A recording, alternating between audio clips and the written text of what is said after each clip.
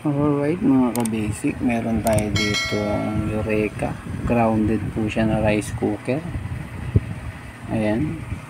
Numi-reading siya ng 108.5 ohms. Ayan. Bakit ko siya nasabing grounded? Sapagkat may reading din siya. Nakakonect sa isang ng saksakan, tapos dito sa takip merong reading. Dapat wala po yan. Yung sa kabila meron din. Ayan, meron. Kaya magaground po talaga kayo. Dapat wala pong reading yan. A few moments later. Check natin mga ka-basic bakit siya grounded.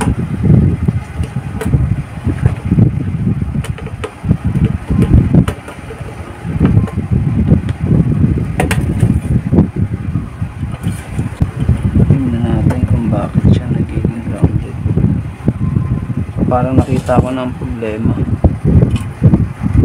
Ito. Alright mga ka-basic, tinurnilyo ko na to. Ipinix ko na. Kasi ito yung nakita ko na sumasabit. Tumataob dito. Itong mga to. Mga connection nya. Kaya nagkakaroon ng grounded. Nakakalas pala to. Kaya ipinix ko na siya ulit.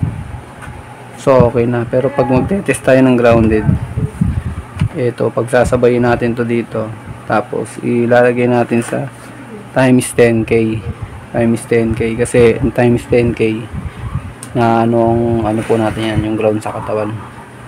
Ayan o, nag-reading. Ngayon pag tinest natin to sa body o kahit saan man dito, meron siyang grounded. Pag ginawakan ko to, dapat hindi yan papalo sa kahit anong parte ng bakal dito. Wala siya dapat palo. Yan, wala. Hindi siya pumapalo. Testing din natin sa harap. Dito sa ayan. Oh, so wala siyang palo. Wala na siyang grounded.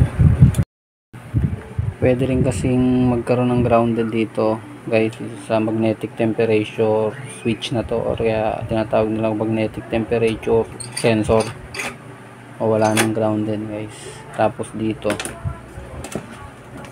kasi talaga nagkaroon ng problema dito sa kanyang thermostat.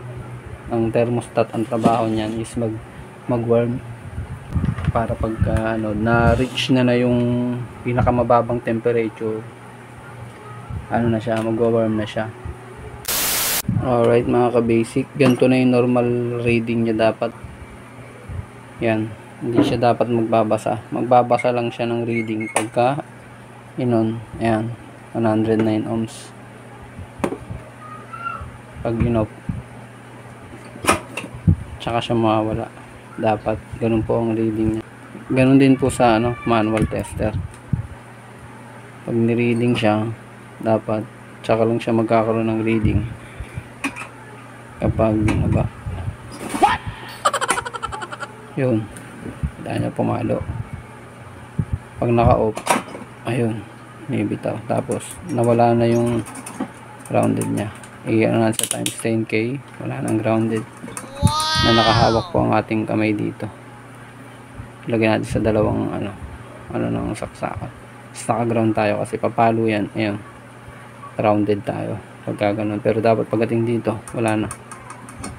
Hindi dapat yung papalo kahit isang parte dyan. Alright.